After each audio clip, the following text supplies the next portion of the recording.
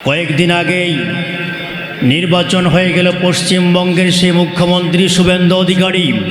তিনি গদিতে যাওয়ার পরেই মুসলিমদের উপর অনেক নির্যাতন করছে, অনেক টর্চার করছে। এমনকি দক্ষিণ 24 পরগনার আমার অসংখ্য ভক্তরা কয়েকদিন আগে আমাকে মেসেজ করে বলেছে, হুজুর আমরা অনেক কষ্ট করছি, আমাদের উপর অনেক জুলুম করছে সেই শুভেন্দু অধিকারী। তারা আমাদেরকে মাইক দিয়ে আজান দেওয়ার নিষেধ করেছে এবং রেজিস্ট্রেশন না করলে মাদ্রাসাগুলো বন্ধ করে দেওয়ার হুমকি দেওয়া হয়েছে এবং এই কোরবানি ঈদে গরু জবাই করতে পারবে না হুমকি দেওয়া হয়েছে। আমার ভাইরা, মিডিয়ার মাধ্যমে সেই শুভেন্দু অধিকারীকে আমি বলতে চাই, এখনও সময় আসে সচেতন হতে হবে। তাছাড়া মুসলিমদেরকে তুমি যদি বিড়ালের মতো মনে করো, এটা ভুল করছো। মুসলিমরা যদি প্রতিবাদে নামে, তুমি গর্ত পর্যন্ত পালানোর সুযোগ পাবে না, সেই গর্ত খুঁজে পাবে না। আওয়াজ দিয়ে কথা বলেন, কথা ঠিক কিনা? কিন্তু এই শুভেন্দু অধিকারী মাইন্ডকে চিবায় পড়ে গেছে। কেননা ওই দেশের হিন্দুরা আবার বলছে, শুভেন্দু অধিকারী এটা তুমি কি করলে? এই মুসলিমরা কোরবানি ঈদে গরু জবাই করতে পারবে না, কিন্তু আমরা যখন হাটে যাই গরু বিক্রি করার জন্য, এই মানুষগুলো, এই মুসলমানগুলো আমাদের গরু আর নেয় না। একবার বলেন আল্লাহু আকবার। এটাকে বলা হয় খাল কেটে কুমির আনা। বলেন তো কি এটা? খাল কেটে কুমির আনা। কারণ এখন মাইনকার চিপায় পড়েছে অধিকাংশ সেই অমুসলিমরা। তারা লোন করে অনেক খামার তৈরি করেছে।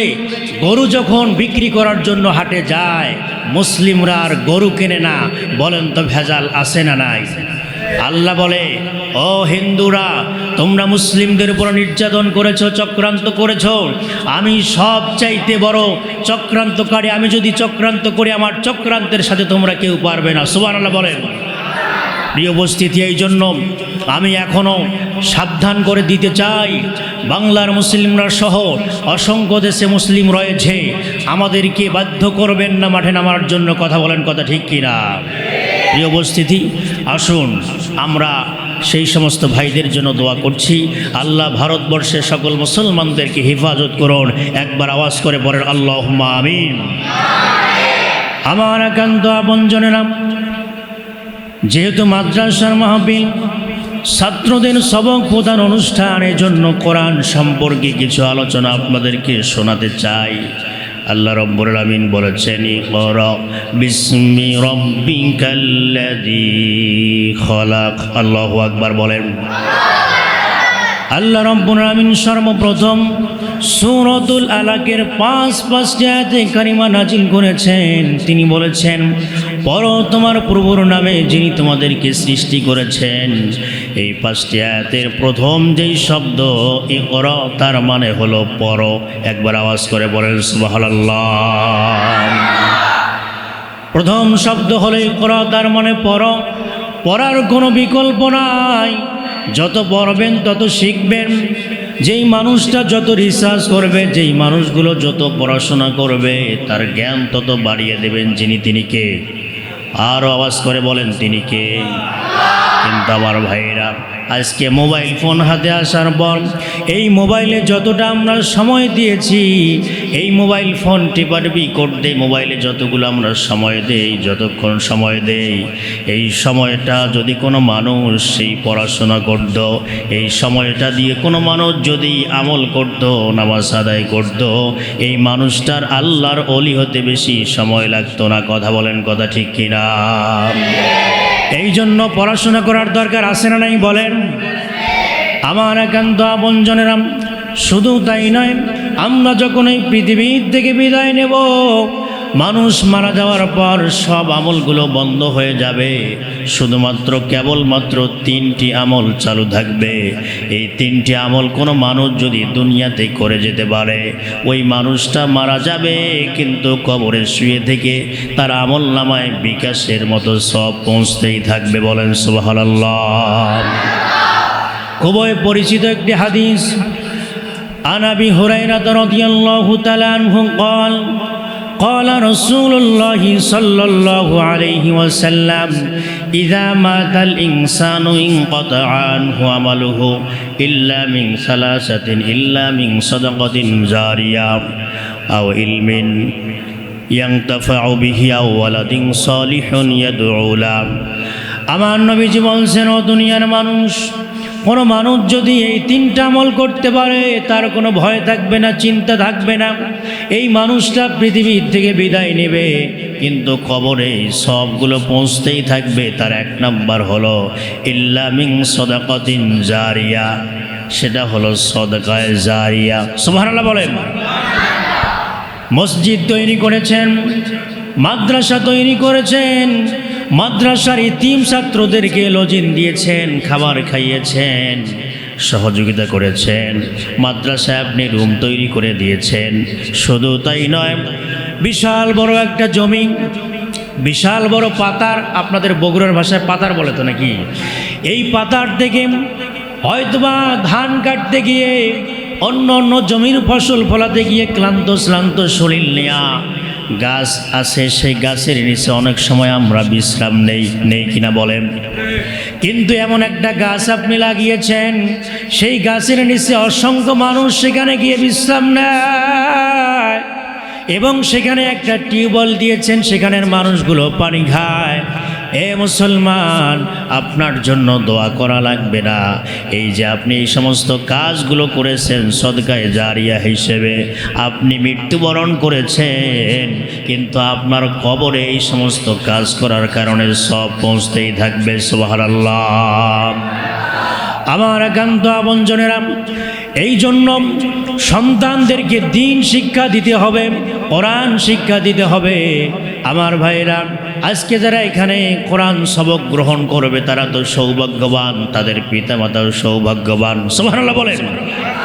কারণ এই সমস্ত মানুষগুলোকে যখন কবরের মধ্যে ধরা হবে, তার সন্তান যদি হাফেজ হয়, তার সন্তান যদি কোরআন শিক্ষাওয়ালা হয়, এই সন্তান যখন পিতামাতার জন্য দোয়া করবে, বন্দুকের গুলি মিস হবে, কিন্তু ওই সন্তানের দোয়া পিতামাতার জন্য মিস হবে না। বলেন সুবহানাল্লাহ। কিন্তু আমার ভাইরা, দুঃখজনক ব্যাপার, আমরা তো অনেক মানুষ এমন নিয়ত করি, আমার সন্তানকে আমি বড় ডাক্তার বানাবো, বড় ইঞ্জিনিয়ার বানাবো, বড় ম্যাজিস্ট্রেট বানাবো, বাহিরের দেশে লেখাপড়া করবে, আর শেষ বয়সে পায়ের উপর পা দিয়ে আমার সন্তানের সেই টাকা পয়সাগুলো ভক্ষণ করব।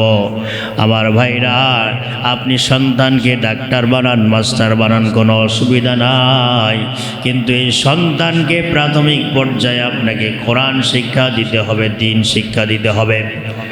এটা যদি আপনি করতে পারেন, এই নিকার সন্তান আপনার জন্য দোয়া করতে দেরি হবে, কবুল করতে দেরি হবে না। বলেন আল্লাহু আকবার। এই জন্য তো নিজে কোরআন পড়া শিখব, সন্তানদেরকে হাফেজ বানাবো, আলেম বানাবো, দ্বীন শিক্ষা দেব। আমার ভাইরা, ছোট্ট একটা কারগুজারি শোনায় দেই, কলিজা ঠান্ডা হয়ে যাবে।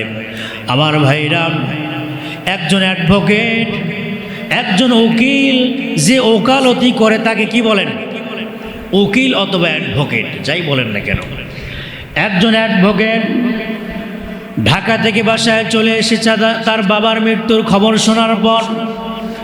এই অ্যাডভোকেট সাহেব বাসায় এসে অনেক কান্নাকাটি করছে। তার বাবার জানাজা নামাজ যখন শুরু হয়েছে, ইতিমধ্যে ইমাম সাহেব হুজুর সামনে লাশটাকে নিয়ে যখন প্রথম তাকবীর দিয়েছে আল্লাহু আকবার বলে, কিন্তু এই প্রথম তাকবীর শোনার পরে পিছনে ওই অ্যাডভোকেট সাহেব কান্না করছেন, গুনগুন করে কান্নার আওয়াজ। দ্বিতীয় নাম্বার তাকবীর হয়ে গেল, কান্নার আওয়াজ যেন বেড়ে চলছে। এইভাবে 4 তাকবীরের মাধ্যমে যখন জানাজা নামাজ কমপ্লিট হয়ে গেল, ইমাম সাহেব মনে করলাম হয়তো ভাই লাশের আত্মীয় স্বজন অনেক এখানে উপস্থিত আছেন, কান্না করছেন। মানুষ মারা গেলে তো কান্না করবে, কান্না করাটাই স্বাভাবিক। নামাজ যখন কমপ্লিট হয়ে গেল, আস্তে আস্তে পা পা করে হেঁটে হেঁটে অগ্রসর হয়ে ওই অ্যাডভোকেট সাহেবের কাছে গিয়ে সান্ত্বনা দেওয়ার জন্য ইমাম সাহেব চলে গেল। ডাক দিয়ে বললেন, ভাইজান কান্না করবেন না, আমরাও তো পৃথিবীর থেকে বিদায় নিয়ে চলে যাব। আপনার বাবা চলে গেছে, আপনি দোয়া করবেন, কিন্তু কান্না করার কারণ নাই। কিন্তু অ্যাডভোকেট সাহেব ডাক দিয়ে বলছে, হুজুর আমি তো এজন্য কান্না করছি না, কান্নার একটি কারণ আছে। ইমাম সাহেব কান্নার কারণ জানতে চাইলেন। অ্যাডভোকেট সাহেব আরও চোখের পানি বেড়ে গেল, হাউমাউ করে কাঁদলেন আর বললেন, হুজুর, আমার কান্নার মূল কারণ হলো আমার বাবাকে আজকে পৃথিবী থেকে বিদায় দিয়ে দিলাম, কিন্তু যেই জানাজা নামাজে উপস্থিত হয়ে জানাজার ভিতরে একটা দোয়া পড়তে হয়, সেই দোয়া পর্যন্ত আমার মুখস্থ নাই। আমার চাইতে হতভাগা, আমার চাইতে কপাল পোড়া ব্যক্তি আর পৃথিবীতে একজনও নাই।